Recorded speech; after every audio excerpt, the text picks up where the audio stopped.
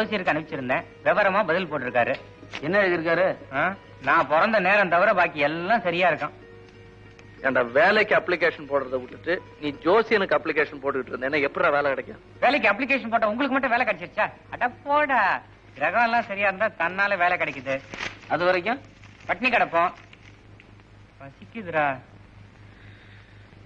இனி ஒரு விதி செய்வோம், அதை எந்த நாளும் காப்போம். தனியொரு மனிதனுக்கு உணவில்லையெனில் ஜகத்தினை அழித்திடுவோம். எங்கடா கிளம்பிட்ட? ஜகத்தை அழிக்கத்தான்.